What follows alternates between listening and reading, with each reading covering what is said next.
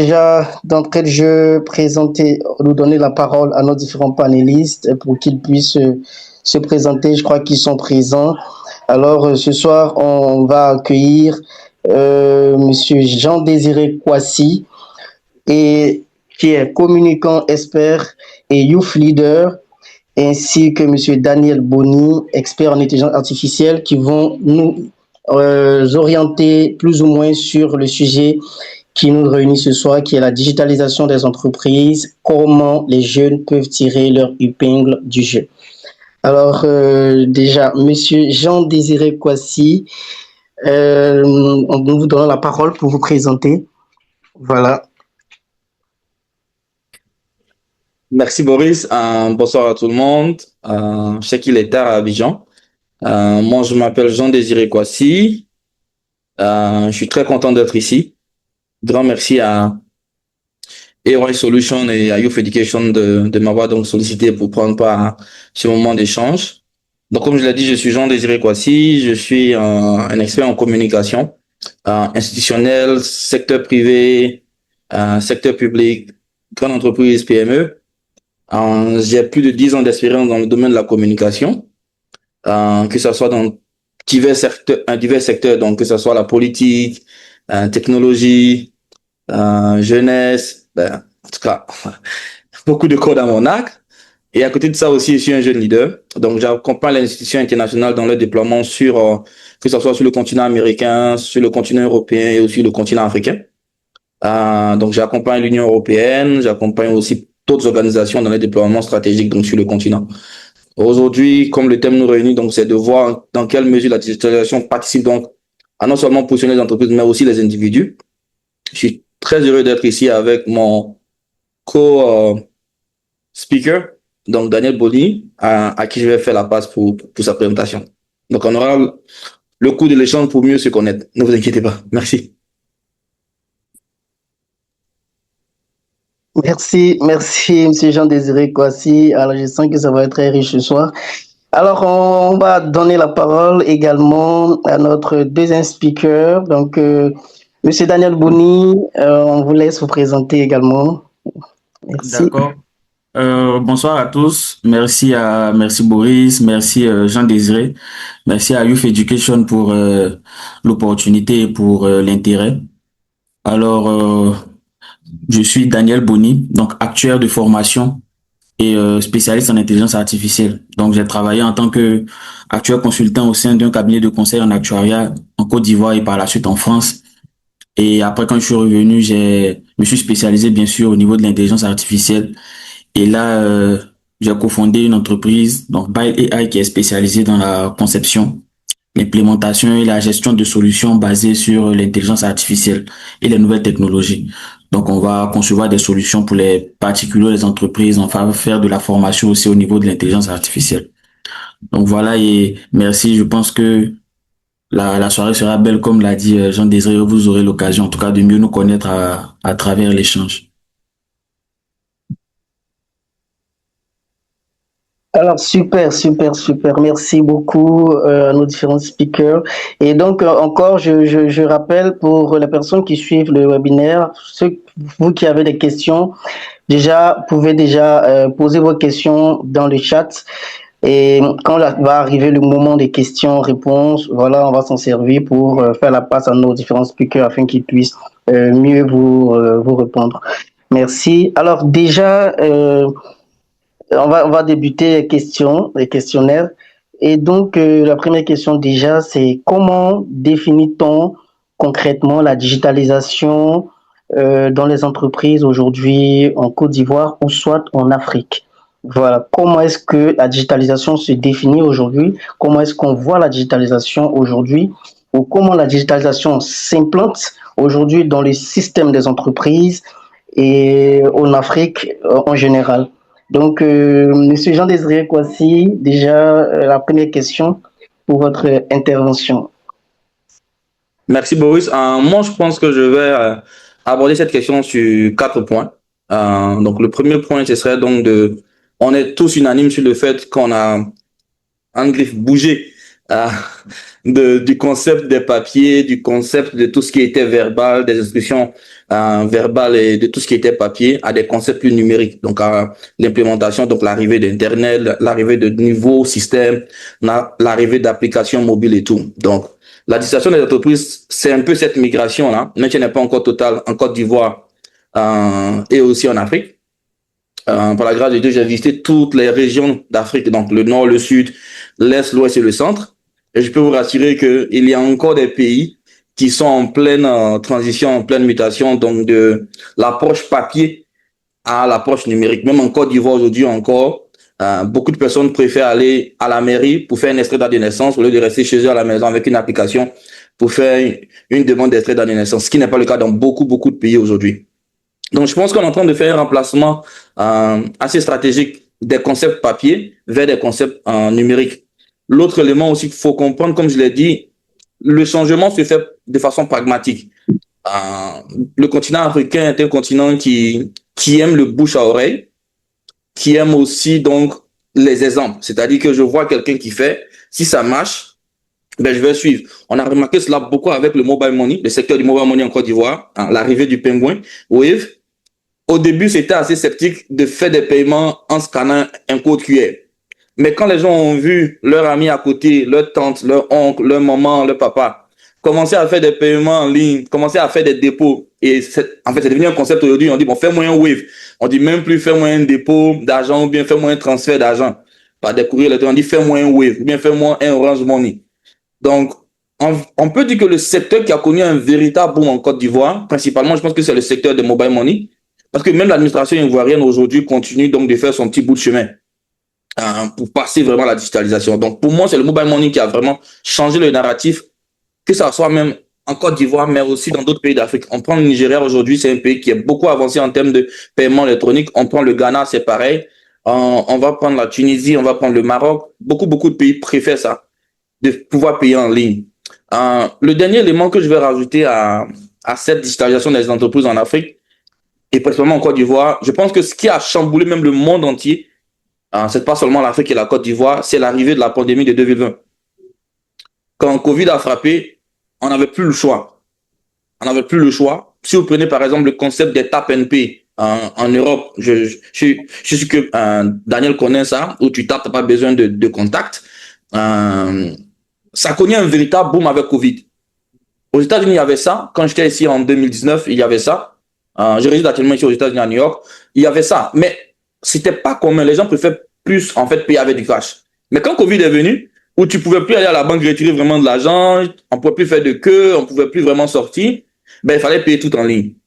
Donc, c'est passé maintenant au tap and pay, ou même tu vas peut-être au supermarché, t'as pas envie de toucher la machine de peur de te prendre un microbe ou un virus. Donc, on est passé au tap and pay. Donc, pour moi, la digitalisation des entreprises s'est faite progressivement et ça continue de se faire en Côte d'Ivoire.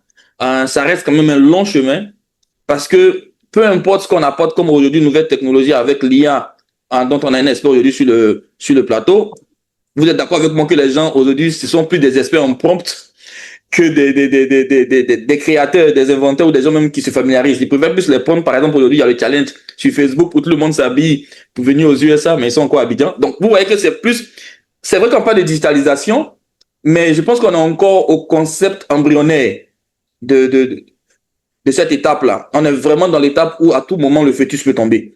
Donc, il y a certes des avancées qui sont à saluer, comme je l'ai dit, le secteur des mobile money, mais il y a plein d'autres secteurs aujourd'hui qui sont vraiment en arrière, qui sont encore à la traîne, qu'il faut sûrement, avec les jeunes que nous avons sur ce plateau-là, donc pousser pour qu'il y ait un changement complet de cette approche-là. Voilà un peu. D'accord, merci beaucoup, Monsieur Jean-Désiré Kossi. C'est très riche ce qui vient d'être dit. Monsieur Daniel Bouni, est-ce que vous avez des choses à ajouter par rapport à la première partie? Je pense que Désiré a très bien introduit. Il a vraiment très bien placé le contexte. Donc, on va dire de façon simple ou générale, on va dire que la digitalisation, c'est vraiment la transformation de nos façons de travailler, c'est-à-dire grâce aux outils numériques. Donc, on avait nos façons traditionnelles de travailler avec le papier, on notait des choses, mais aujourd'hui, tout passe sur le numérique. Donc, il a évoqué le mobile money. On voit aussi aujourd'hui Il y a certains outils qui sont en train de naître, par exemple, au niveau de l'administration, avec la possibilité de faire des casiers judiciaires, les CNI, etc. Donc, on voit que l'administration aussi est en train de prendre le pas, même si en réalité, il y a encore beaucoup à faire. Comparé à ce qu'on voit en Europe ou ailleurs, on a beaucoup à faire, beaucoup. Mais je pense qu'on est en train de se mettre sur la ligne et c'est en train de venir. Donc voilà, il n'y a pas grand chose à dire, à ajouter par rapport à ce qu'il a dit. Je pense que on peut avancer. Mhm. Très bien, très bien. Alors, et tout à l'heure, dans l'intervention de M. Jean Désiré, il y a eu à prendre des exemples, par exemple, de Wave et surtout le secteur du mobile money. Après, moi, je veux savoir déjà, je vais poser la question à M. Daniel Boni, vous qui êtes dans l'intelligence artificielle. Euh, Comment est-ce que vous observez l'intégration de l'intelligence artificielle dans notre système aujourd'hui en Côte d'Ivoire ou peut-être en Afrique également? Comment ça se passe, ou peut-être même de manière générale dans le monde? Mais à travers vos expériences, qu'est-ce que vous pouvez dire aujourd'hui dans notre système africain? Comment l'intelligence artificielle s'intègre au fur et à mesure dans les entreprises? D'accord. Déjà, il y a, on va dire, 2 ou 3 ans, quand ça a commencé, bon, comme il a dit, quand il y a une nouvelle avancée, il y a toujours des personnes qui sont assez sceptiques sur les avancées, surtout au niveau de la protection des données. Les gens étaient un peu sceptiques. Mais on va dire depuis l'an dernier et cette année, tout le monde a commencé à prendre conscience quand même parce que on voit réellement, on va dire les possibilités que l'intelligence artificielle offre. Donc actuellement la demande, on va dire que la demande est énorme au niveau de l'intelligence artificielle. Toutes les entreprises, en tout cas, couvrent des formations pour intégrer l'intelligence artificielle dans leur processus. Donc ça commence à arriver que ce soit au niveau de la communication et vous allez remarquer presque même toutes les grandes institutions, même souvent dans leur communication, vous allez voir de l'intelligence artificielle. On en voit pratiquement partout. Donc, ça permet de créer plus vite, de faire souvent même à moindre coût. Il y a aussi la possibilité de créer des outils, on va dire, plus facilement. Donc, la possibilité de faire aujourd'hui, on parle de digitalisation, donc les sites web pouvoir être en ligne, la possibilité de créer des sites web assez facilement avec l'intelligence artificielle, il y a la possibilité de créer certaines automatisations avec l'IA pour aller plus vite dans nos processus métiers. Donc, actuellement, toutes les entreprises, en tout cas, bien sûr, celles qui ont envie de rester à la page, en tout cas, essaient d'intégrer des processus d'intelligence artificielle au sein de leur workflow, au sein de leur flux de travail. Donc, c'est en train d'arriver et aujourd'hui, il y a assez de changements. Donc, c'est pour ça que pour moi, à tous ceux qui sont présents ici, il est important aussi de se mettre dans la mouvance parce qu'il y a beaucoup d'opportunités à ce niveau-là. Donc, en tout cas, pour résumer, les entreprises, en tout cas, sont en train de prendre le pas. Il y a beaucoup de demandes, beaucoup de formations qui sont organisées, beaucoup d'entreprises qui veulent automatiser leur processus pour rester à la page, pour garder la concurrence, en fait. Voilà. D'accord, très bien, très bien, très bien, très bien dit. Alors, à ce niveau, Monsieur Jean-Désiré Kouassi, est-ce que vous, dans vos actions, dans vos activités, est-ce que vous utilisez l'intelligence artificielle très souvent et quelles sont déjà les améliorations ou du moins l'impact, quel est l'impact de l'intelligence artificielle dans peut-être dans vos actions si vous utilisez régulièrement à travers vos missions en fait? Oui, moi j'utilise ça fréquemment, assez fréquemment. Je peux dire que j'ai commencé à même à en parler. J'ai vu un post que j'ai fait en 2000, je pense que c'était en 2017, où j'ai demandé aux gens de donner leur avis par rapport à l'intelligence artificielle à cette époque-là. C'était même pas encore un boom, mais c'était en train de devenir. Quand, quand Apple a acheté Siri, ils ont demandé à Steve Jobs, mais pourquoi vous avez investi dans ces personnes-là? Parce qu'il n'y a rien qui prévoyait qu'aujourd'hui ça allait devenir un boom. Il a dit, parce qu'ils sont le futur. Voilà, c'est l'intelligence artificielle. Donc moi, j'utilise constamment. Il y a tous mes abonnements premium, que ce soit Claude, que ce soit ChatGPT, que ce soit Gemini. Ce sont vraiment des outils qui facilitent la vie. Pour moi, et je pense que les plus grands utilisateurs même de l'intelligence artificielle sont la Chine et les États-Unis. Si vous regardez aujourd'hui tous les même si vous allez aujourd'hui sur la page même de, de l'administration américaine, vous remarquez qu'ils font beaucoup de posts avec l'IA. Et c'est constant. C'est constant, c'est constant. Pourquoi? C'est du gain en temps, c'est du gain en énergie et c'est aussi du gain en budget. Imaginez que, par exemple, je dois me prendre, c'est vrai qu'il faut toujours avoir des personnes qui ont fait le métier auprès de nous pour nous accompagner, mais j'ai pas besoin aujourd'hui d'un secrétaire. J'ai pas besoin d'un assistant. J'ai pas vraiment besoin d'une personne physique pour gérer mon agenda. Donc, avec l'IA, je sais que chaque matin, à une certaine heure, j'ai un rapport de Gemini qui vient, qui me dit, ben, Jean-Désiré, cette semaine ou cette journée, voilà ce que tu as à faire. Donc, je pense que le gain qu'on a, première des choses, c'est vraiment ce temps-là. Deuxième des choses, je pense que ce qui arrive, c'est la vitesse de décision. Avec l'IA aujourd'hui, on n'a pas vraiment besoin d'attendre des heures ou des mois ou des semaines. Aujourd'hui, à l'instant d'un groupe WhatsApp, tu peux écrire à quelqu'un, par exemple, fais-moi un petit rapport de ce qu'on a dit ce matin, il l'envoie à ChatGPT ou bien à Gemini, il te fait les points essentiels et tu avances. C'est vrai qu'après, il y a quelques failles qu'il faut corriger. Il n'est pas tout sachant comme Internet. Internet aussi a pas mal de fausses informations, mais vraiment, c'est du gain en temps. Autre chose que moi, ça m'apporte, c'est vraiment en termes de géographie du travail. Quand je dis ça, c'est dans le sens où, avec l'IA aujourd'hui, j'ai pas besoin de parler le mandarin ou de parler l'espagnol. Je travaille sur un projet aujourd'hui avec l'Union européenne où je, je fais 4 publications dans 4 langues. Donc, anglais, français, espagnol, portugais. Je parle ni le portugais, je parle un peu espagnol, je parle bien français, je parle anglais. Donc, le portugais, je ne parle pas du tout. Mais je fais des publications, j'écris des revues que j'envoie et ça passe. Et ça, c'est grâce à l'IA. C'est pas, voilà, c'est pas la magie. Donc, l'IA aujourd'hui me permet de pouvoir travailler dans plusieurs langues sans forcément parler la langue. Et avec ça, j'apprends aussi. Autre élément que l'IA me permet aussi de faire dans mes activités, c'est vraiment la visibilité de mes performances. Donc, tu peux demander même à l'IA de te faire un point de ce sur quoi tu as travaillé cette semaine. Parce que tu as communiqué énormément avec lui. Donc, quand par exemple, tu dois faire ton rapport de semaine ou faire par exemple ton point mensuel à ton superviseur, souvent il y a des éléments qui nous échappent. Mais avec la communication qu'on a avec l'IA au quotidien, ça nous permet de savoir ce qu'on a fait dans la semaine ou dans la journée. Et donc, on peut être précis pour dire, ben, cette semaine, j'ai travaillé sur tel rapport. Cette semaine, j'ai appelé tel client. Parce que quand tu vas faire ta réunion avec le client, tu vas demander un rapport, tu vas dire à ChatGPT ou bien à Gemini, bon, fais-moi le point de nos échanges. Il va te faire le point, tu gardes. Donc, quand tu vas venir en semaine, tu peux dire, ben, cette semaine, quels sont les points sur lesquels j'ai travaillé? Et tu as ce rapport-là. Mais une des choses qu'on ne peut pas aussi négliger, c'est que les sociétés ou les entreprises où nous restons tous des humains. Donc, l'IA ne va pas inventer une vie pour toi.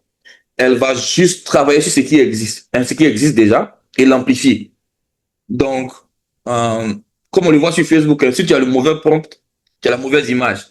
Donc, faut pas s'attendre à ce que si tu demandes à l'IA de te donner un vélo, ou bien dessiner un vélo pour toi qui te donne une voiture. Donc, pour moi, ça reste vraiment cet aspect-là. C'est que l'IA, aujourd'hui, a un boom, ça m'aide dans mes tâches au quotidien, certes. Ça reste une IA qui a besoin de mes informations pour me rendre une meilleure information.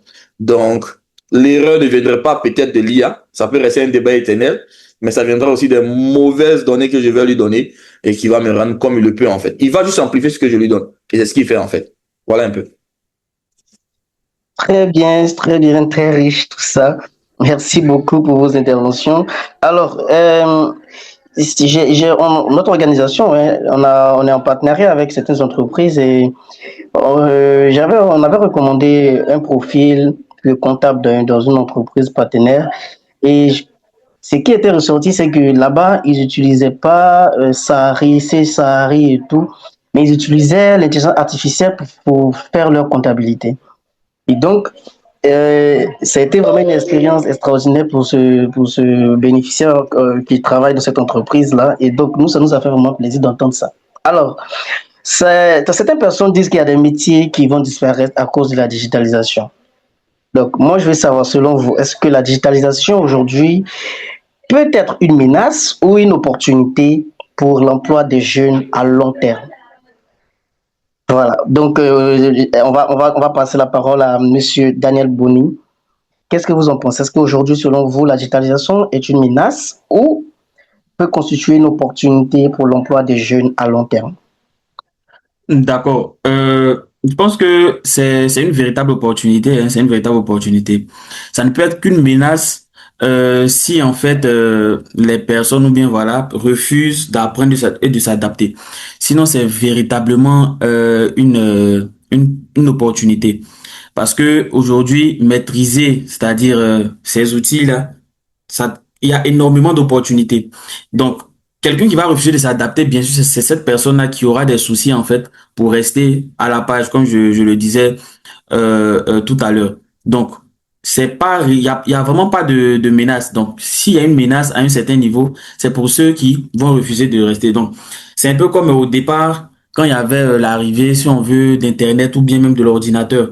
Donc, bien sûr, aujourd'hui, quand on parle, on dit que quelqu'un qui ne sait pas, qui ne sait pas utiliser un ordinateur comme un analphabète. Donc, c'est ça. Au début aussi, il y a des personnes qui étaient sceptiques, qui voulaient rester dans l'ancienne façon de travailler, etc. Donc, ceux-là, à un moment, ils avaient des soucis parce que aller utiliser un ordinateur, parce qu'on n'avait plus les anciens outils. Et le truc aussi, c'est que à un moment donné, quand on est en train d'évoluer, les outils même, c'est-à-dire même si tu veux rester dans ton ancienne façon de travailler, ça te dépasse parce que partout, tu n'auras plus ces outils-là. Ce sont les nouveaux outils qui seront un peu partout. C'est un peu comme quand il y a Excel qui arrive. Facilement, ça s'intègre dans toutes les entreprises. Même si tu savais utiliser un autre outil, tu ne peux plus l'utiliser. Donc, tu es obligé de te former. Si tu veux garder ta place dans une entreprise, tu es obligé de te former à l'utilisation d'Excel pour pouvoir travailler. Sinon, voilà, tu restes sur le carreau. Donc, c'est pareil. C'est une opportunité. Donc, c'est le moment pour les jeunes de faire des formations, de se former pour mieux utiliser l'intelligence artificielle. Parce que ça donne beaucoup d'opportunités. Et peu importe le travail, en fait, je prends un exemple au niveau de, que ce soit pour un secrétaire ou un RH, etc. En fait, l'exigence ne sera plus forcément au niveau de comment tu fais. C'est-à-dire, c'est est-ce que tu es rapide et est-ce que tu maîtrises. Déjà, il faut avoir la maîtrise. Et en plus, il faut aller vite parce que tu as des outils aussi aujourd'hui qui te permettent d'aller très vite. Donc, tu as déjà d'abord la maîtrise et par la suite, tu sais utiliser ces outils-là. Donc, quand c'est comme ça, tu peux pas être remplacé parce que tu connais déjà ton travail et en plus de ça, tu sais utiliser ces outils-là. Donc, tu n'as aucun souci. Parce que, comme on aime le dire souvent, ce n'est pas l'IA qui remplace les gens, mais c'est ceux qui savent utiliser qui vont remplacer d'autres. Donc, si toi, tu prends 3 heures pour faire un travail pendant que quelqu'un d'autre qui a le même profil que toi, en utilisant l'intelligence artificielle, fait 1 heure, c'est clair que toi, ils vont t'abandonner. Donc, on va dire que la menace est à ce niveau-là. Mais si, bien sûr, on essaie de se former, on garde la constance, on s'adapte, bien sûr, il y aura aucun souci. Et les opportunités sont grandes. Et même des personnes qui n'ont pas forcément, c'est ce que moi j'aime dire, aujourd'hui, des personnes même qui n'ont pas forcément de grands diplômes, avec l'IA peuvent soit avoir du travail, c'est-à-dire aujourd'hui, on sait, il y a plein de gens qui cherchent des personnes pour gérer leur communication. Bien sûr, il faut apprendre les bases de la communication, savoir, mais avec les outils d'IA, tu n'as pas forcément d'être un graphiste, par exemple, expérimenté ou extraordinaire pour pouvoir faire des visuels pour une entreprise, pour poster. Même pour faire des vidéos aujourd'hui, tu as l'IA qui peut t'aider. Donc, il suffit d'avoir des formations à ces niveaux-là. Et facilement, même si tu n'as pas de grand diplôme, tu peux, avec ton portfolio, c'est-à-dire ce qu'on voit, ce que tu montres à travers tes posts et autres, tu peux avoir des contrats. Donc, il y a énormément d'opportunités. Voilà. Moi, par exemple, je prends le cas, aujourd'hui, dans notre entreprise, on conçoit des sites web et applications. Moi, je suis pas développeur à la base. Bien sûr, dans mon parcours actuel, on a fait de la programmation, bien sûr, mais c'est pas de la programmation poussée au point de développer des applications. Mais aujourd'hui, avec l'intelligence artificielle, moi, j'arrive à développer des applications, j'arrive à créer des sites web, etc. Donc, grâce à l'IA. Donc, tu n'as pas forcément besoin d'être un développeur de base, mais aujourd'hui, pouvoir concevoir des sites web et proposer tes services. Donc, il y a énormément d'opportunités à se faire. Et pour moi, c'est pas une menace, c'est plutôt une aubaine pour les jeunes, quoi. Très bien, très, très riche également.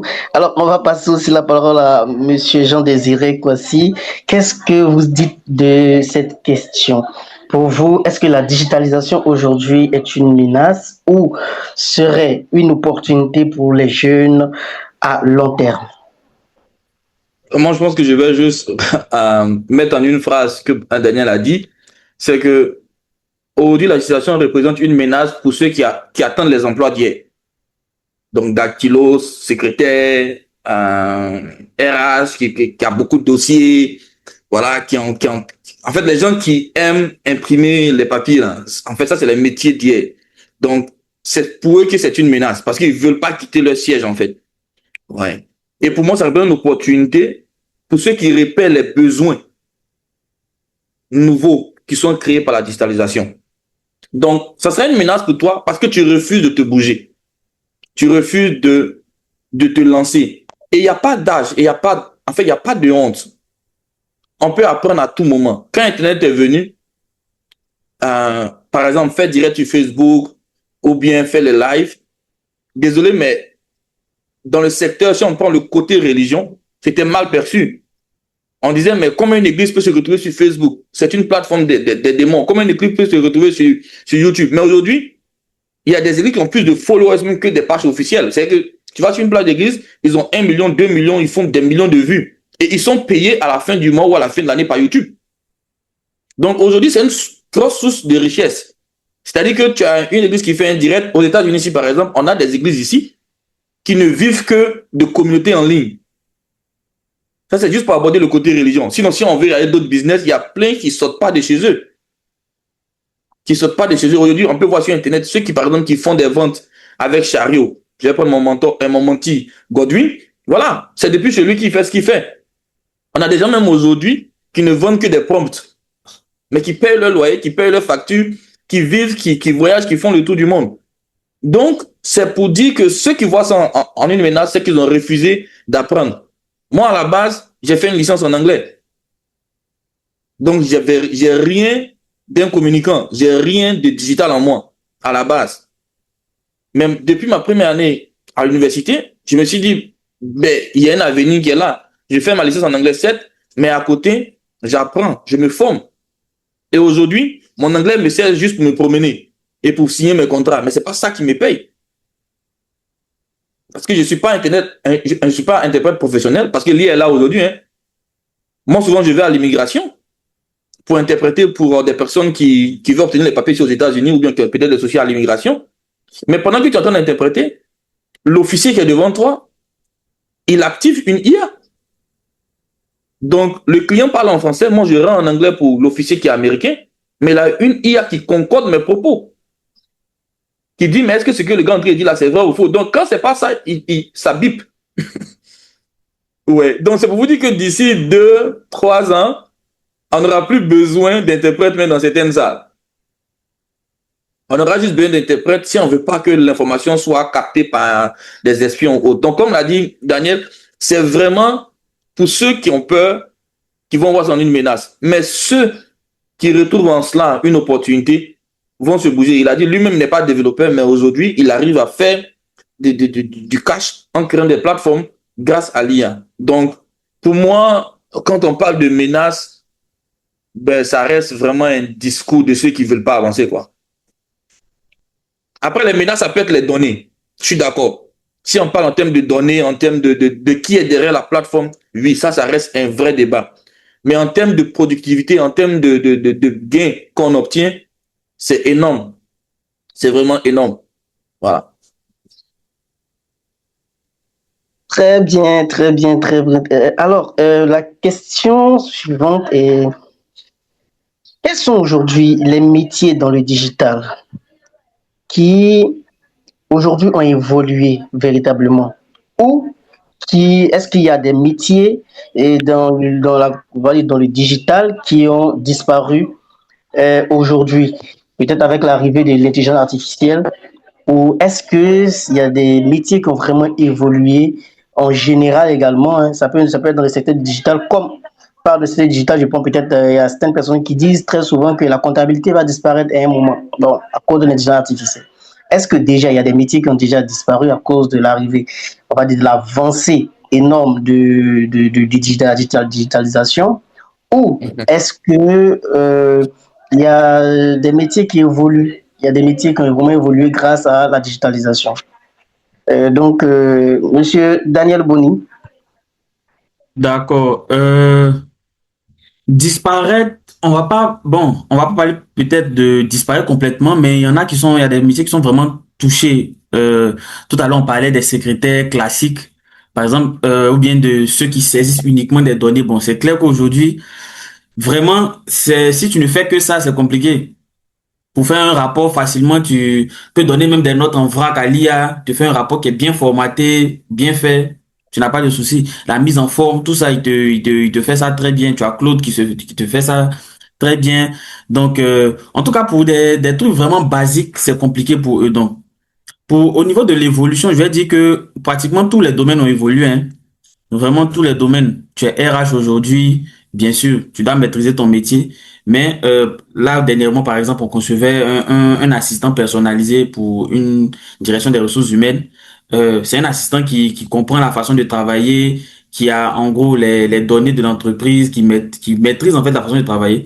Donc, la directrice des ressources humaines, elle, quand elle vient, elle regarde avec son œil d'expert, bien sûr, si tout concorde, etc. Mais le travail même, le passage des notes, tout ça, c'est l'IA qui fait. Et après, maintenant, elle vient vérifier pour être sûr que ça concorde, puisque ça reste quand même de l'intelligence artificielle. Donc, il faut vérifier, toujours, parce que c'est pas, on n'a pas encore atteint un niveau où il réfléchit comme un humain. Donc, il y a toujours ce côté humain-là pour vérifier. C'est pour ça que l'expert a toujours son rôle pour regarder et par la suite. Mais le travail vraiment, c'est-à-dire ce qui se faisait de façon basique, le passage des notes, tout ça, c'est l'IA qui fait. Donc, il y a ça même aujourd'hui. Les community managers, ça a évolué. Donc, aujourd'hui, tu peux utiliser l'IA pour aller vite dans tes créations, pour faire des vidéos, pour le développement d'outils. Vraiment, tout a évolué, pratiquement tout. Tout a évolué. Il n'y a pas un domaine qui n'est pas actuellement, on va dire, touché. Donc, tout le monde est en train d'évoluer. Tous les métiers sont en train de se transformer aussi. Voilà ce que je peux dire de façon brève, hein, sur cette question. D'accord. Alors, Monsieur Jean-Désiré Kouassi, et selon vous, je prends un exemple. Actuellement, je sais que par l'intelligence artificielle, on est capable aujourd'hui de monter des vidéos, de pouvoir faire des graphismes. Est-ce que un graphiste aujourd'hui qui est graphiste, mais à la base, c'est-à-dire que de manière vraiment technique, on va dire, comment je vais dire ça, de manière manuelle, voilà, il n'utilise pas l'intelligence artificielle, mais il utilise la méthode normale de Mhm. base pour produire ses visuels et tout. Est-ce qu'aujourd'hui, ce graphiste-là pourrait être en danger? Est-ce qu'il pourrait se sentir menacé par rapport à sa non-capacité à l'utilisation, par exemple, de l'intelligence artificielle pour être encore plus productif?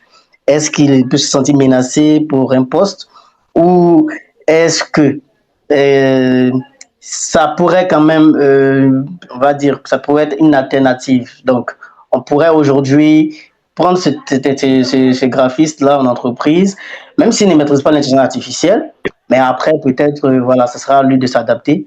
Mais je veux dire, est-ce qu'aujourd'hui les entreprises préfèrent des personnes qui ont ces deux compétences en même temps ou est-ce qu'une personne qui ne maîtrise pas vraiment l'intelligence artificielle mais qui est graphiste aujourd'hui a beaucoup plus de chances également d'avoir des opportunités? D'accord. Alors, je vais aborder cette question-là avec deux approches. Première approche, il faut comprendre que l'IA ne rend que ce que l'humain lui a donné. Donc, tout ce qu'on voit de beau, de créatif, de wow, ça veut dire que quelque part sur la Terre, là, il y a quelqu'un qui sait faire ça. De clean, d'aussi parfait, il y a quelqu'un sur la Terre qui peut faire ça. Donc, il a reçu cette information-là, qui a été transformée en code et qui a généré ce qui est. Donc, en fait, personne ne perd son boulot. Les Américains, les anglophones aiment dire more value, more impact, more money, less stress. Ça veut dire on veut plus de valeur, on veut plus d'impact, on veut plus d'argent avec moins de stress. Donc, si toi, tu penses que en utilisant l'IA, tu peux générer ça, tu le fais. Mais il y a des gens qui préfèrent prendre l'IA parce que ça leur permet de se stresser moins, mais de produire plus d'impact, plus de valeur et plus d'argent. Donc, c'est cette approche-là qui est importante. Un designer qui vient, qui a les outils classiques, bon, Photoshop, Illustrator, InDesign, whatever, c'est bon. Il est créatif. Il est bon. Moi, je suis par exemple celui qui fait les visuels et les designs de Ligue des Champions, de la Coupe du Monde. Lui-même, il disait que, par exemple, je pense qu'il y a 2 ou 3 jours, il disait que ça va être un peu chaud sur lui parce qu'il va falloir seulement que 3 minutes de pause pendant les pauses de rafraîchissement de la Coupe du Monde pour générer des visuels en motion design. Parce que là, c'est plus de photos, c'est en motion design.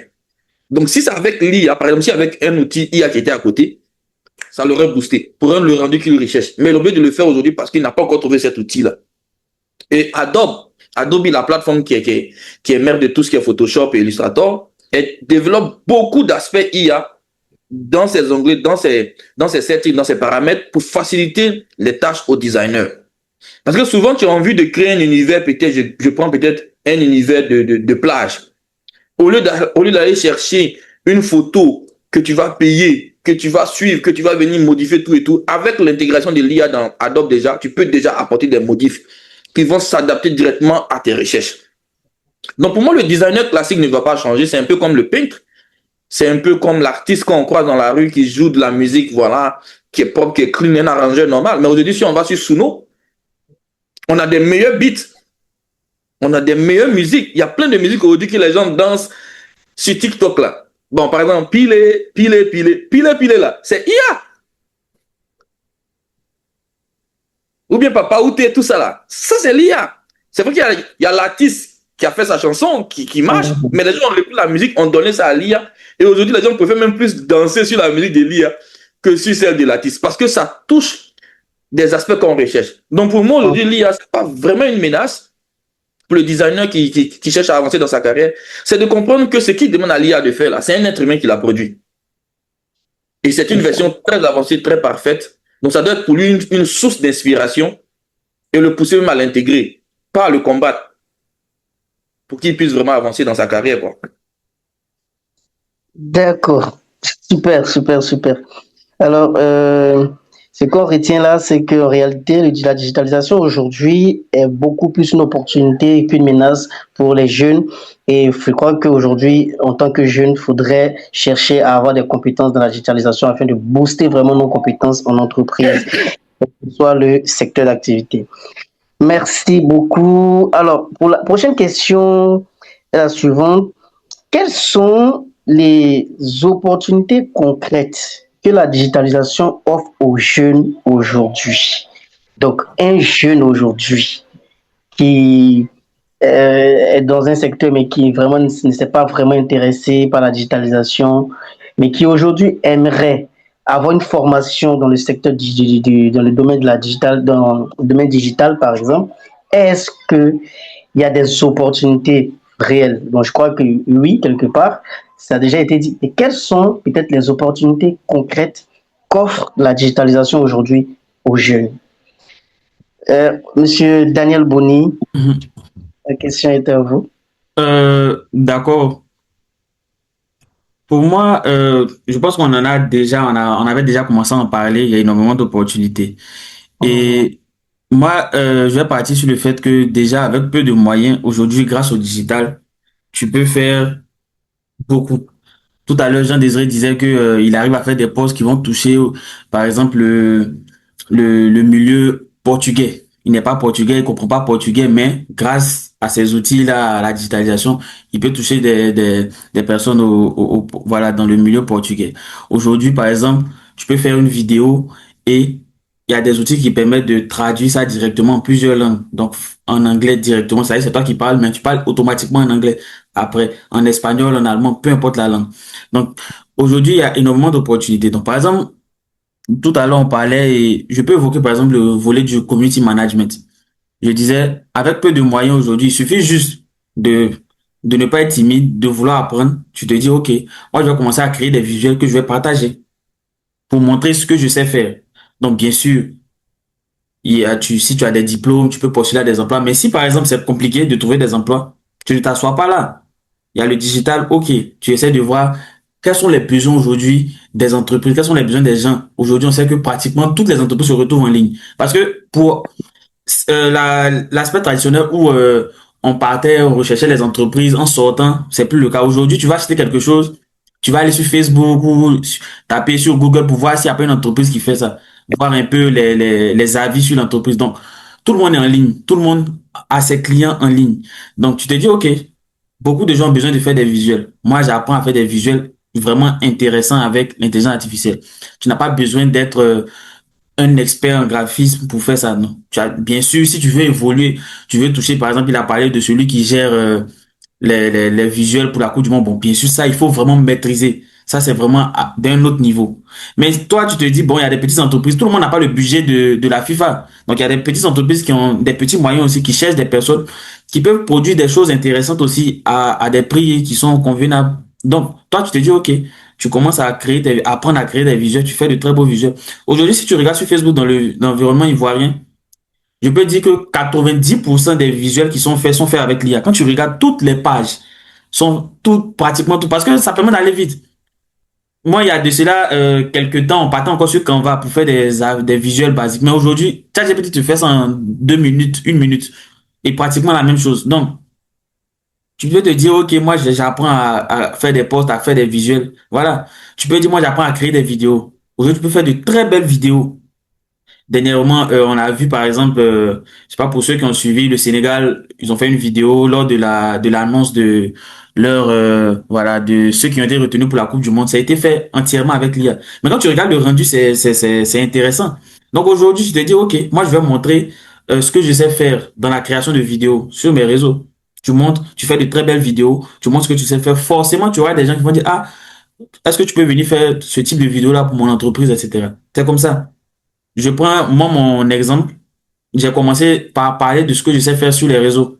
Donc, bien sûr, comme j'ai dit, je suis actuel de formation, mais pour vraiment percer au niveau de l'intelligence artificielle, j'ai dit, OK, je vais faire montrer les astuces, je vais montrer ce que je sais faire, je vais présenter des cas concrets. Et c'est ce qui a permis d'avoir des marchés, d'avoir des choses. Donc, c'est ça, en fait. Que ce soit au community management, il y a des opportunités, la création de visuels. J'ai dit tout à l'heure, la création de sites web. Grâce aux autres, tout le monde a besoin d'avoir un site web. En tout cas, pour les entreprises sérieuses, on a besoin d'avoir un site web. Donc, je peux te dire, OK, moi, je vais me spécialiser dans la création de sites web grâce à l'intelligence artificielle. Tu maîtrises ça, tu proposes des services, tu montres ce que tu sais faire, tu montres des sites que tu as créés. Tu vas avoir forcément des gens qui vont venir te demander de faire des sites. Et donc, il y a plein de choses, de choses comme ça. Tu peux travailler en ligne. On parle, bien sûr, on a beaucoup parlé du fait de l'IA, mais la digitalisation, c'est aussi le fait de pouvoir rester ici, de travailler pour des gens qui sont dans d'autres pays. Donc, tu peux rester chez toi, tu peux faire du télétravail et voilà, tu peux être en freelance, travailler pour des entreprises qui sont un peu partout. Donc, ça ouvre énormément, d'opportunités de nouvelles choses. Voilà un peu ce que je peux dire par rapport à ça. Très bien. Monsieur Jean Désiré, la question sera autre. Euh, Est-ce qu'aujourd'hui, parce qu'il y a certains jeunes, par exemple, qui se disent que j'ai pas fait la série C parce que voilà, malheureusement, excusez-moi, mais j'ai vu une intervention, voilà, une intervention sur les réseaux d'une autorité de ce pays qui disait que voilà, les jeunes aujourd'hui n'arrivent pas à trouver des opportunités d'emploi parce qu'ils s'orientent dans des filières littéraires, alors qu'aujourd'hui, les opportunités sont plus pour ceux qui sont dans les filière scientifique. Bon, un jeune qui n'a pas fait une filière scientifique, ça se dit peut-être en griffe que lui n'est pas fait peut-être pour le numérique, la digitalisation, parce que ça appartient à ceux qui sont scientifiques. Et donc, est-ce que ce jeune qui se dit, par exemple, comme il n'a pas suivi une formation dans le secteur numérique ou de la digitalisation et qui n'a pas un diplôme, est-ce que ce jeune euh, a une chance aujourd'hui d'avoir des opportunités réelles, voilà, dans le secteur de la digitalisation? Est-ce que forcément il doit avoir un diplôme dans le secteur ou juste une formation certifiante est une possibilité pour lui d'intégrer vraiment une entreprise en tant que chargé de communication, en tant que community management, en tant que monteur vidéo, en tant qu'infographe? Est-ce que le diplôme a un poids réel dans ce secteur-là ou est-ce que il suffit juste d'avoir une bonne compétence et ça passe? Bon, euh, j'aime bien cette question parce que c'est mon parcours. Moi, je suis un littéraire, j'ai un bac A, j'ai fait une licence en anglais, comme je l'ai dit. Mais aujourd'hui, je suis chargé de communication d'institution. Donc, c'est carrément deux mondes différents. J'ai déjà vu l'échange là, donc, de cette autorité-là. Mais je peux dire, la littérature te donne l'éloquence, te permet de savoir communiquer, de savoir écrire ce que tu fais. Avant même d'arriver à la question du diplôme, de la certification et tout.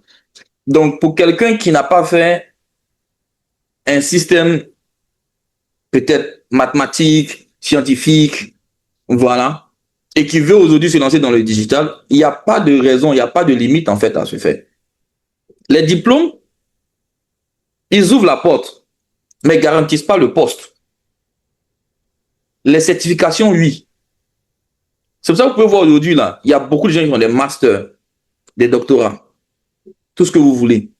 Mais ils sont obligés d'aller se certifier pour pouvoir obtenir de meilleures positions. Pourquoi aujourd'hui tous nos PDG, nos CEO vont faire HEC Paris? C'est une certification. C'est un plus. C'est le bagage en fait. Et moi, je me suis retrouvé dans des secteurs où mon diplôme n'a jamais eu sa place. Si on voulait regarder quelqu'un qui a une licence, ils n'allaient jamais me prendre.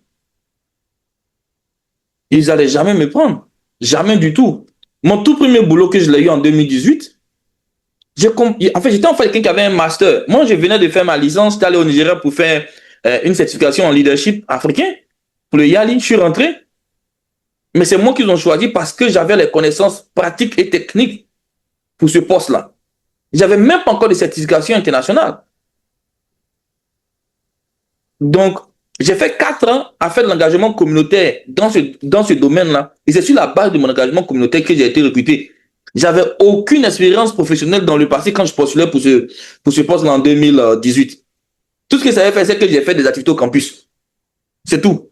Et je viens d'arriver du Nigeria. J'ai remporté mes 5 trophées. Et c'est tout.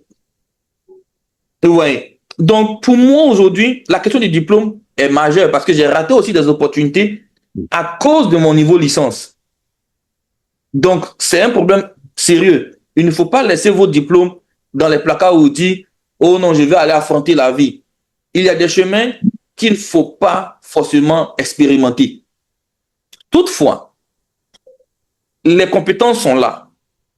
Tu peux te certifier aujourd'hui en Google. Tu peux te certifier aujourd'hui en Meta. Tu peux te certifier aujourd'hui sur HubSpot. Tu peux même prendre des certifications avec Claude, Anthropic. Tu peux prendre des certifications partout. Il y a plein de plateformes. Il y a beaucoup de programmes qu'il faut faire. Et ça devient des cordes à ton arc que tu ajustes chaque jour. Moi, aujourd'hui, pour entrer dans l'univers institutionnel politique, quand je suis venu aux États-Unis en 2019, je suis resté ici jusqu'en 2020. 2020, de janvier à mars, j'ai fait autour de 12 certifications. Je ne dormais pratiquement pas. Parce que je voulais entrer dans cet univers-là à plein temps, après les États-Unis. Donc, ça a fait que j'ai commencé à faire des formations en politique internationale, en relations internationales, en gestion de projets. Mes amis, tout le monde me demandait, mais ce monsieur-là, il apprend tout ça pourquoi? Mais aujourd'hui, c'est un plus dans ma carrière. Parce que tu me donnes un projet, je le monte de A à Z. Par exemple, les financements des projets, ça se fait avec l'IA. Mais j'ai appris les bases aujourd'hui. Et aujourd'hui, quand j'utilise l'IA pour faire mes demandes de financement, ben, c'est un boom. Donc, pour moi, aujourd'hui, le jeune qui se dit, ben, j'ai étudié secrétariat, j'ai étudié anglais, j'ai étudié français, j'ai étudié sociologie, j'ai étudié peut-être, je ne sais pas, peu importe la matière, histoire, géographie. Mais est-ce que vous savez que dans 100 ans, 200 ans, 300 ans, nos enfants vont étudier notre époque? Nos enfants vont étudier notre époque. Ils vont dire, mais autant de mon grand-père, de mon arrière-grand-père là, eux, ils découvraient l'IA. Parce que eux, dans leur temps, ils ne vont pas parler de IA. Ils vont dire c'est juste, ils sont juste à une ère digitale. Donc pour moi aujourd'hui, le motif de diplôme n'est pas une raison valable pour pouvoir s'arrêter en si bon chemin. Je suis un exemple vivant de quelqu'un qui peut faire les lettres et aujourd'hui travailler dans des institutions internationales. Je n'ai jamais travaillé dans une entreprise locale. Jamais. Toutes mes entreprises dans lesquelles j'ai travaillé sont en international. Et j'ai toujours compété avec des gens qui avaient plus de diplômes que moi. Mais j'avais des connaissances pratiques du domaine. Donc, quand par exemple, j'ai fait une fois un entretien à l'ambassade d'Israël, par exemple, lorsque je devais y travailler, j'ai été le seul candidat qui est parti faire son interview avec une stratégie digitale déjà prête, que j'ai donnée directement à madame l'ambassadeur à l'époque. J'ai laissé le boulot pour une autre mission que j'ai eue. Pour vous dire que tout s'apprend. Tout s'apprend. N'ayez pas cette approche grande d'esprit de dire que vous savez tout. Vous ne savez absolument rien. Vous savez seulement pour hier. Mais est-ce que vous savez pour demain? Donc, quand on ne sait pas pour demain, on s'arme de connaissances, on s'arme de compétences pour faire face à ce qui vient. Aujourd'hui, c'est le temps de l'IA.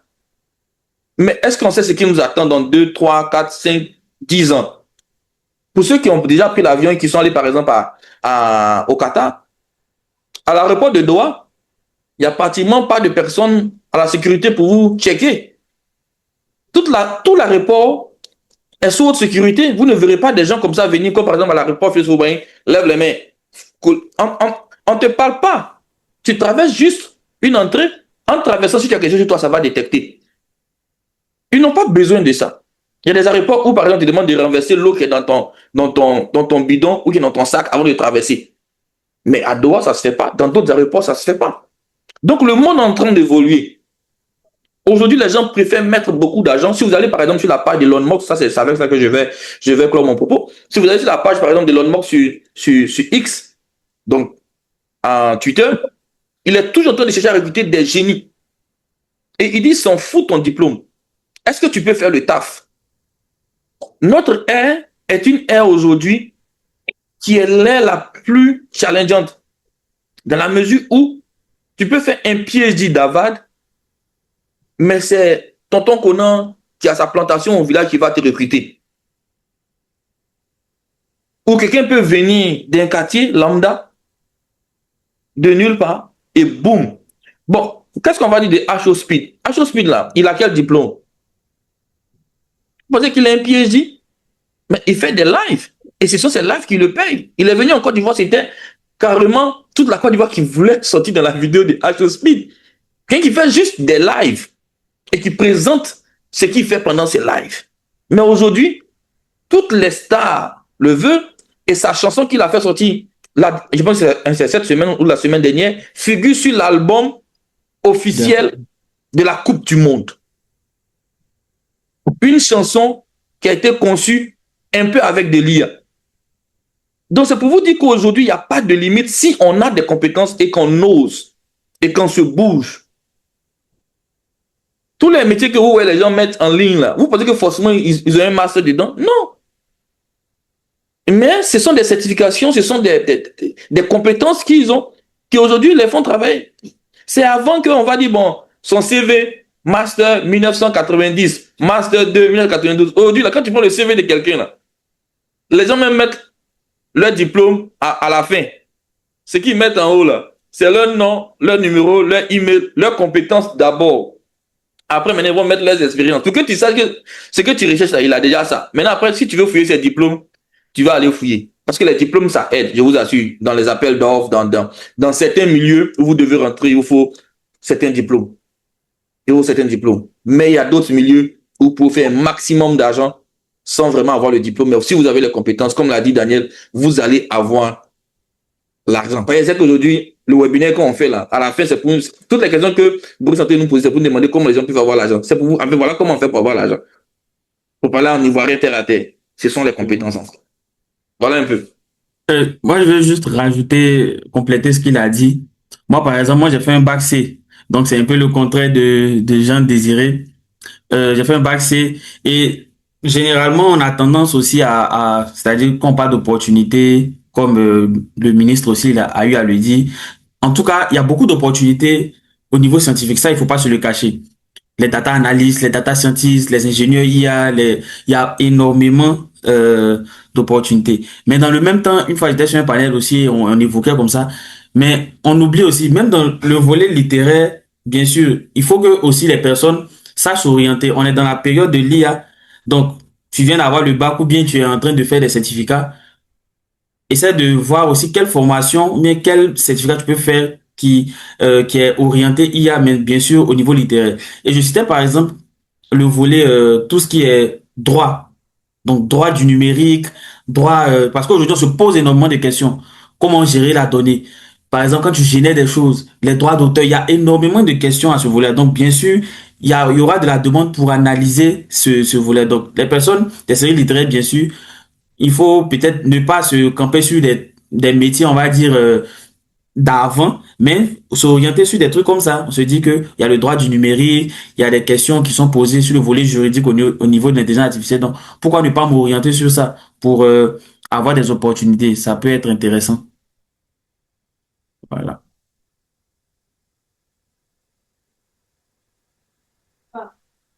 Je sais pas si Boris il est là, je crois.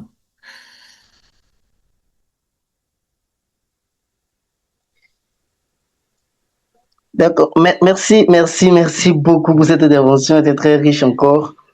Elle était très riche encore. D'accord.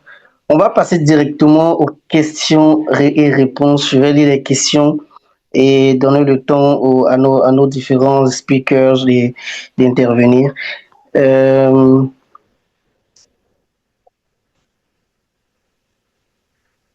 la première question, je crois que c'est Amani Ezekiel qui a posé la question. Quel outil d'intelligence artificielle peu coûteux, je sais pas la manière dont tu l'as posé la question, donc quel outil d'intelligence artificielle peu coûteux un jeune entrepreneur africain peut utiliser dès maintenant pour automatiser son business? Donc, et ensuite, la deuxième question, c'est quels sont les outils digitaux minimum pour lancer une activité comme un pressing sans budget important? Donc, sa question, je crois, c'est quel outil IA ou quelle intelligence artificielle peut utiliser pour vraiment débuter une activité spécifiquement dans le pressing, pour pouvoir booster peut-être voilà, ses ventes ou à optimiser sa clientèle.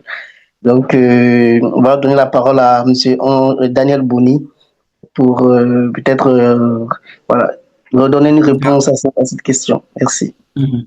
D'accord. Déjà, au niveau des outils peu coûteux, on va dire que il y a déjà ces outils basiques là, donc que vous connaissez, ChatGPT, Claude, Gemini. Il y a ces outils basiques là que vous pouvez utiliser déjà pour au niveau de l'automatisation. Donc, on va parler d'automatisation basique, c'est-à-dire que on a ChatGPT, Gemini, Claude qu'on connaît de façon générale. Et dans Oui, ces il a outils, failli blesser Daniel. et dans Oui, ces il y a outils-là, 3 ans. C'est euh, son frère. Madame Jasmine, Non, Jean, merci.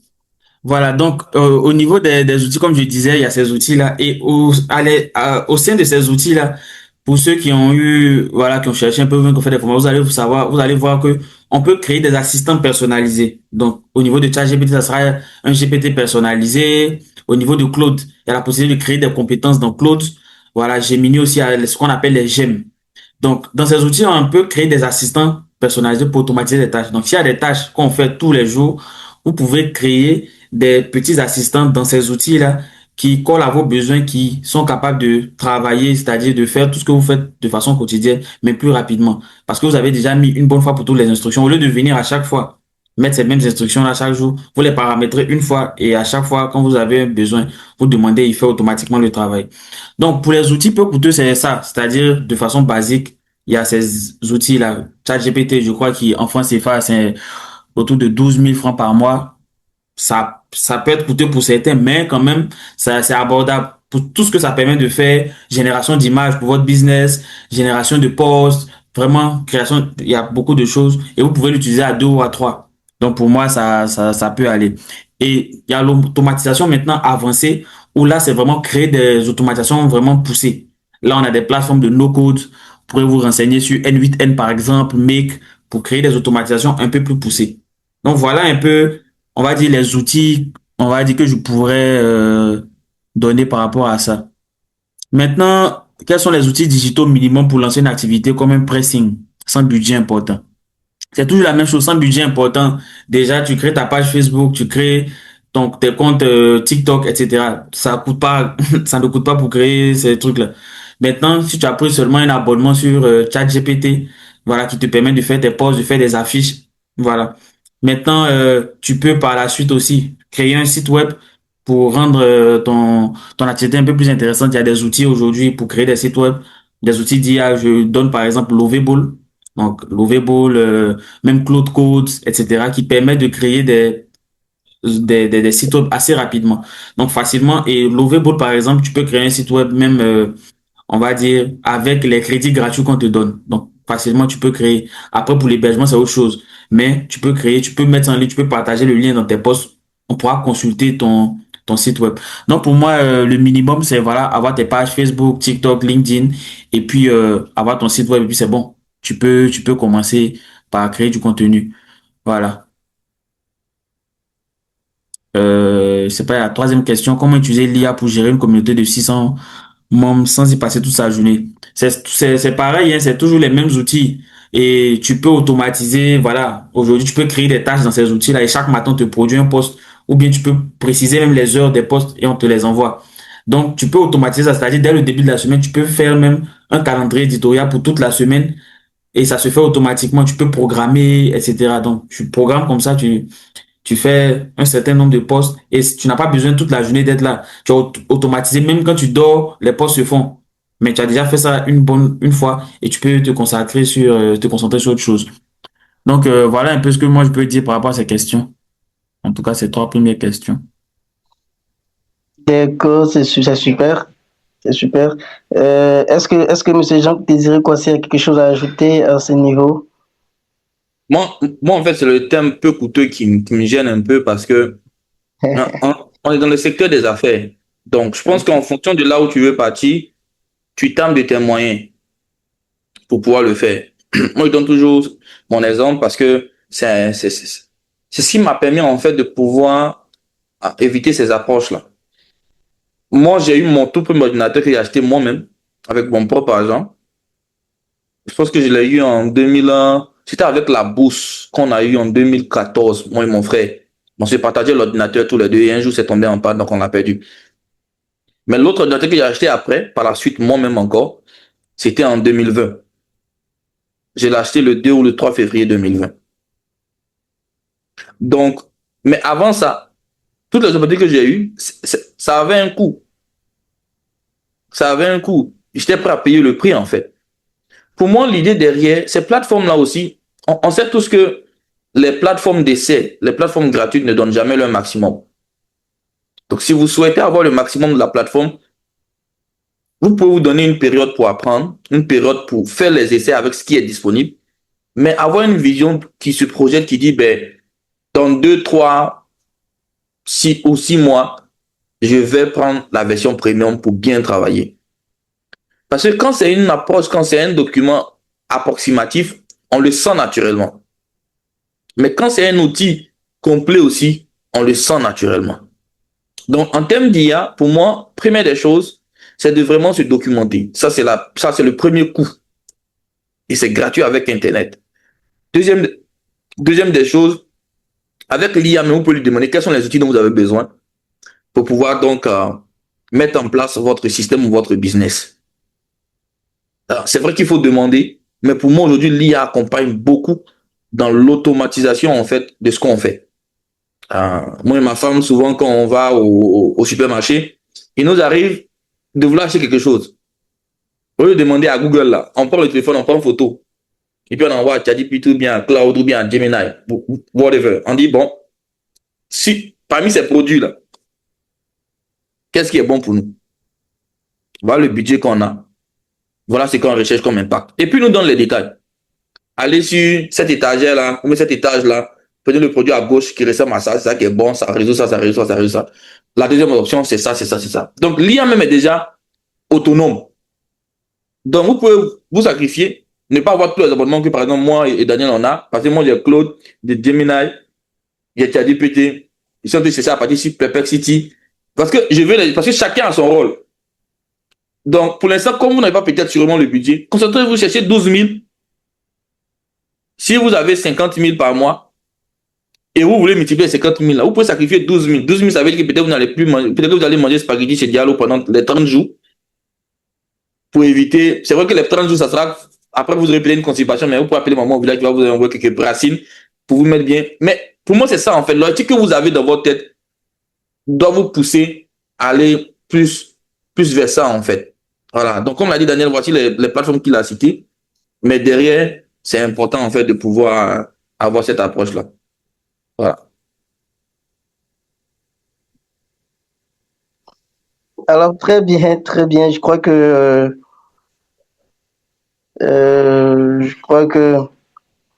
et j'ai pas vu d'autres questions dans le chat. Après, je crois qu'ils ont répondu vraiment de manière générale à plusieurs questions en même temps auxquelles qu'on pourrait poser. Et donc, avant la dernière partie le moment de donner des conseils à tous et toutes les personnes qui sont en train de suivre le webinaire et tout. Et on va déjà introduire un sujet qui est très important en ce qui concerne l'académie African Youth Solution. Et donc, faudrait que vous sachiez une chose, si on a tenu déjà à inviter ces experts-là pour parler de la digitalisation, c'est parce qu'en réalité, aujourd'hui, qu'on le veut ou non, en tant que jeune, en tant que professionnel, c'est impérativement important pour notre carrière, pour notre vision, pour les objectifs qu'on aimerait atteindre. Et il faudrait qu'aujourd'hui, on s'adapte à l'évolution de la digitalisation, comme ils l'ont dit, parce que aujourd'hui, plus tu es productif, plus tu es utile, plus tu es nécessaire, et plus on a besoin de toi dans n'importe quelle entité. Alors, faut dire que c'est dans ce cadre que African Youth Solution Academy, qui est situé au niveau de Cocody Angré, DB1, non loin du lycée moderne d'Angré. Voilà, nous avons un programme de formation dans le secteur du digital. Voilà, où on forme des personnes en infographie, en photographie, en montage vidéo, en motion design, également en intelligence artificielle, en community management et également pour des personnes qui veulent apprendre également à la création des sites web et tout. Et donc, nous avons ce programme-là du digital. Et donc, on vous exhorte à vous rendre dans nos sièges. Vous pouvez nous contacter sur nos différentes pages. Donc, même sur le visuel qui est présent, que je présente actuellement, il y a les contacts en bas. Vous pouvez prendre ces différents contacts également pour éventuellement vous contacter afin de pouvoir venir prendre plus d'informations à notre niveau. Je vais vous présenter également voilà. Donc, on a ces 3 programmes de formation. Donc, comme je parlais du Digitech, donc au sein de African Youth Solution Academy. Donc, aujourd'hui, il faut savoir une chose. L'objectif pour nous, c'est de mettre en place des métiers qui sont recherchés aujourd'hui dans le milieu professionnel afin de faciliter ou de favoriser l'employabilité des jeunes en Côte d'Ivoire. Et donc, on vous encourage, on vous exhorte à y prendre part pour des personnes également qui ont cette passion-là de travailler dans les métiers de l'aviation, voilà, travailler dans les agences de voyage, à l'aéroport. Donc, il y a plusieurs métiers dans ce secteur-là également. Donc, la formation aussi est ouverte. Actuellement, les inscriptions sont ouvertes. Vous pouvez également aussi venir vers le centre afin qu'on vous donne plus de détails sur nos différents programmes. On a également le Youth Industry, donc on forme des personnes dans le secteur de la logistique et également en HSE, donc hygiène, santé, environnement, aujourd'hui qui est un métier qui est beaucoup recherché dans le secteur industriel.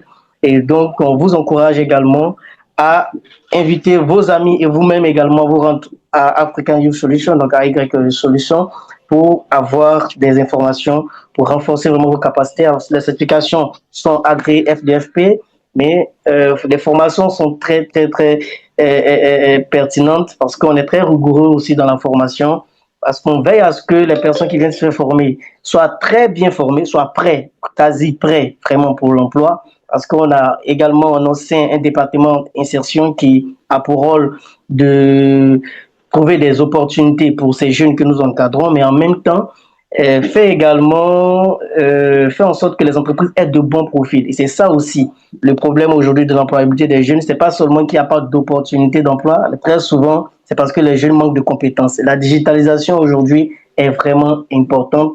Et voilà nos experts qui en ont parlé. Ils ont donné tellement d'exemples, tellement de moyens pour nous de pouvoir capter des opportunités. Alors, comme je disais tantôt, normalement, on avait maximum 2 heures. Et là, je vais poser la question maintenant à nos bon, c'est pas une question réelle, c'est quels sont les conseils, quels sont plutôt les conseils que vous pouvez donner aux jeunes aujourd'hui qui souhaitent réussir dans le monde professionnel. Voilà. et à travers aussi les conseils surtout sur leur capacité à se faire former dans le secteur de la digitalisation. Donc, Monsieur Jean-Désiré Kouassi, le micro est à vous. D'accord. Merci beaucoup. Merci à toutes ces personnes qui sont connectées. Moi, je pense qu'on a eu un très bon moment ensemble. Certes, les conseils vont venir, vous allez les entendre, mais moi, je pense que c'est déjà ma première satisfaction, c'est de vous voir ici, vous connecter, d'avoir pris de votre temps. Aujourd'hui, samedi, c'est le week-end. Donc, il est pratiquement 21h30. Si des gens ont pu laisser euh, des, des belles plages ou de beaux restaurants pour se connecter, vraiment, moi, je vous dis grand merci. Grand merci de prendre de votre temps. Ça vraiment, c'est vraiment une grande fierté. En termes de conseils, moi, je pense que la première des choses que je peux vous dire, c'est d'oser, de vraiment oser. Quand je parle d'oser, c'est pas d'aller sur les réseaux puis automatiquement commencer à publier, à écrire comme vous le pensez, mais c'est de vraiment chercher à apprendre. Considérez-vous comme des apprenants éternels. Cherchez à apprendre, même s'il vous faut souvent quitter le pays, mais allez apprendre. Apprendre pour votre carrière. Apprendre parce que vous avez un objectif clair devant vous.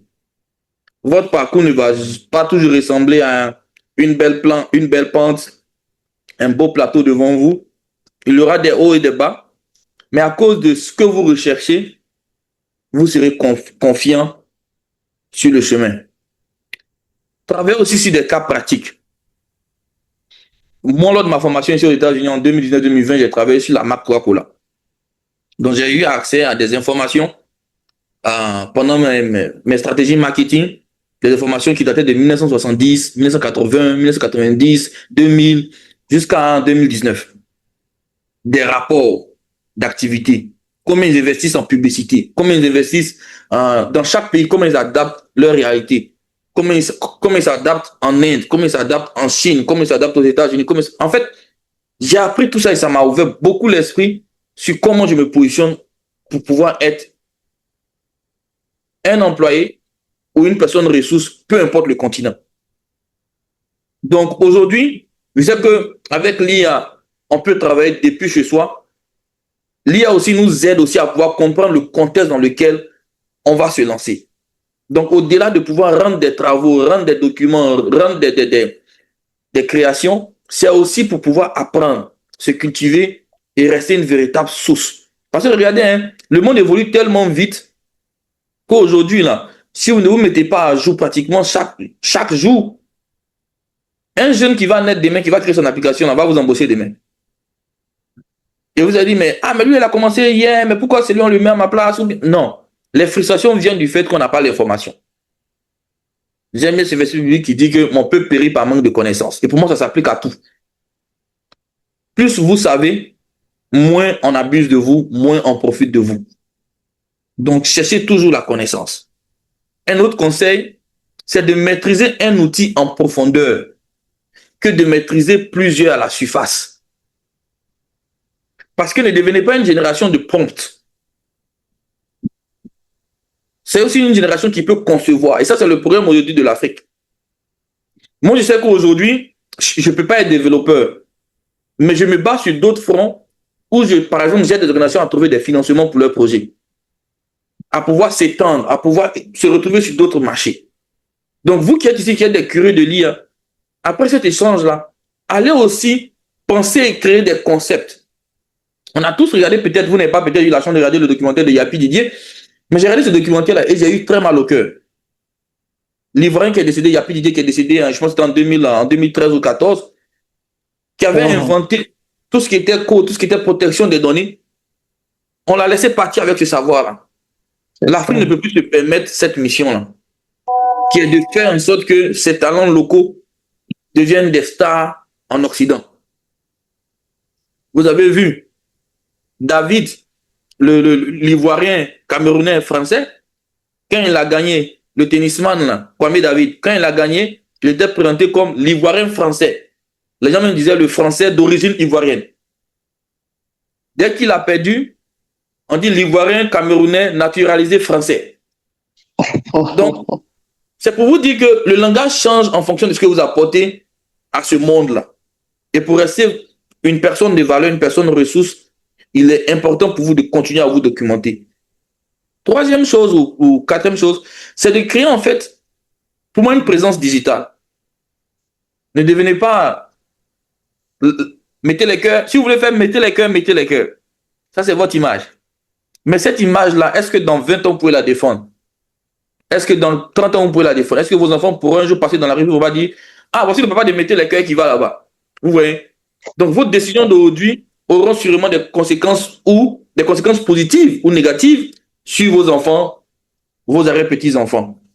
Et pour finir, je vais vous donner l'un de mes conseils que j'aime, que je me rappelle toujours. Il faut intégrer un réseau. Ne marchez pas seul. N'ayez pas peur d'intégrer des groupes. Entrez dans un univers. Il y a AY Solution qui est là. Le président, c'est mon mentor. On ne se parle pas tous les jours, mais son activité m'enseigne. Je suis dans beaucoup d'univers. Et c'est là-bas que j'ai pu jusqu'à même croiser mon épouse. Donc, les réseaux là, c'est pas seulement trouver le travail. Il y a aussi, tu peux trouver l'amour dedans et la vie aussi. Ouais. Mais ce que je veux vous dire ici, c'est que les réseaux vous permettent de raccourcir le chemin pour vous. Il y a des contrats que vous allez avoir.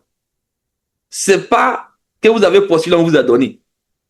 C'est un seul coup de fil. Allô? Bon, ils vont t'appeler. Allô, ils vont t'appeler là. Est mieux que tu recharges la page Google là. Tu reload pour que ton mail s'actualise. Vous voyez? Donc, tout ce qu'on est en train de dire ici aujourd'hui, la finalité là, c'est que vous ne pouvez pas avancer seul. L'IA va certes vous rendre visible, mais ce sont les réseaux, votre cercle d'amis, d'influence là, qui va maintenir le mouvement, soit vers l'avant, soit vers l'arrière. Donc, bonne chance à tous.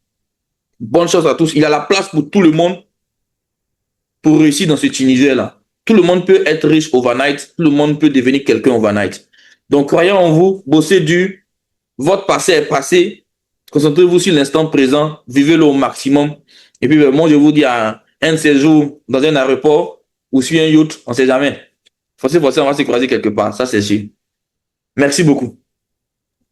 Merci beaucoup pour le conseil, M. Jean Désiré. Ça fait vraiment plaisir d'entendre tout ça. Donc, rendez-vous la prochaine fois sur un yacht. Et donc, d'accord. Donc, Monsieur Daniel Boni, voilà donc vos conseils également. Ouais, je pense que déjà tellement bien, j'ai pas envie de rajouter quelque chose pour ne pas gâter cette si belle conclusion, mais juste quelques points que je vais rajouter. Déjà, moi, mon premier conseil, ce sera voilà, je pense qu'il en a parlé aussi, c'est vraiment apprendre les bases du numérique. Donc, apprendre les bases du numérique et se former. Donc, déjà, partir de la formation, bien se former sur les éléments en rapport avec le numérique, avec le digital. Bien se former. Par la suite, en deuxième point, ce sera vraiment de montrer ce qu'on sait faire. Tu as fini de te former, tu maîtrises quelque chose, tu maîtrises un domaine. Montre maintenant ce que tu sais faire. Comme je l'ai dit, aujourd'hui, c'est grâce à Internet qu'on voit. C'est compliqué d'aller prendre quelqu'un qu'on n'a jamais vu à l'œuvre pour lui dire de faire quelque chose. Donc, quand tu montres ce que tu sais faire, tu montres tes preuves, tu as un portfolio en ligne, on voit ce que tu sais faire. Facilement, les gens peuvent te contacter parce qu'ils ont déjà vu quelque chose que tu as fait, qu'ils ont apprécié. Et on te contacte pour faire la même chose. Donc, se former, une fois qu'on est bien formé, on montre ce qu'on sait faire, les projets, les travaux qu'on a eu à effectuer, etc. Donc, montrer ce qu'on sait faire parce que c'est en montrant que les gens vont vous contacter. Si vous restez chez vous, sans montrer ce que vous savez faire et vous ne faites que, voilà, vous postulez, bien sûr, c'est important de postuler, mais c'est encore plus facile de postuler et aussi de montrer ce qu'on sait faire. Facilement, les entreprises voient ce que vous faites et ils peuvent vous appeler aussi. Donc, voilà, moi, mon deuxième point. Le troisième point, comme il a dit pour terminer, c'est le réseau. Je pense qu'on parle de tout ce qui est formation, on parle bien sûr, il faut quand même maîtriser ce qu'on sait faire. Et par la suite, pour se donner encore plus de chance, il faut avoir un réseau. N'hésitez pas à participer à des webinaires comme ça, de participer à des salons, à des trucs, parce que c'est à travers ces événements-là qu'on rencontre beaucoup de gens. Alors, on rencontre beaucoup de gens. Tu peux rencontrer des gens même que tu ne pensais pas rencontrer. Et là, l'accès est facile parce que si tu ne l'as pas rencontré là, tu vas plus encore le rencontrer, c'est fini. Donc, c'est à travers ce genre d'événements-là qu'on crée son réseau. Et le réseau, il est très important. Parce qu'une fois que tu échanges avec quelqu'un, vous êtes partagé des contacts, vous avez bien échangé facilement. Quand il y a un truc demain, il peut te contacter.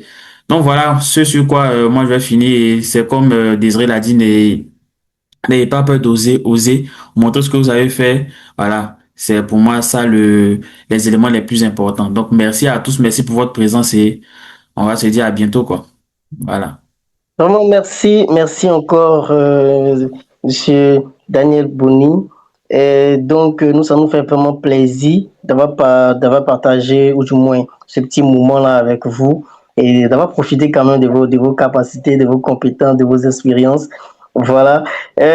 Donc, là, maintenant, pour terminer, ce que je veux dire maintenant, c'est que vous devez savoir également, en ce qui concerne AY Solution Academy, donc, nous avons également une plateforme. Donc, on parle de digitalisation, c'est très important. Il faut que nous-mêmes aussi, on soit exemplaires.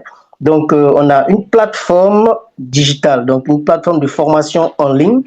Et donc, pour des personnes qui, peut-être, travaillent, n'ont pas la capacité de venir sur les formations en présentiel, vous pouvez vous rendre sur notre plateforme, OK, AY Solution, donc AY-solution.com et vous allez vous rendre sur la plateforme et là, je vais vous présenter un visuel déjà.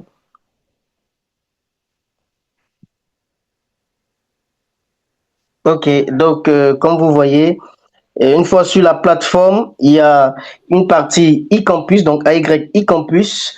Et donc, quand vous partez sur AY e-campus, vous allez voir tous nos différents programmes, comme vous voyez sur le visuel à l'ordinateur, là, tous les différents programmes de formation et les différentes modalités.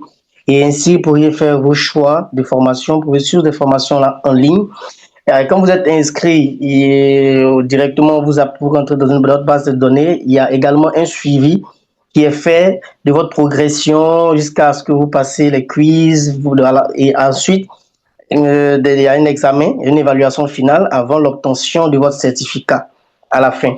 Et donc, pour dire que c'est vraiment suivi, quel que soit là où vous vous trouvez, que ce soit à Abidjan, à l'intérieur, hors même de la Côte d'Ivoire, vous avez la possibilité de suivre nos différents programmes à partir de AUI eCampus, voilà, qui est disponible actuellement. Vous pouvez même après ce webinaire vous rendre sur Google, taper AY eCampus ou AY-solution.com.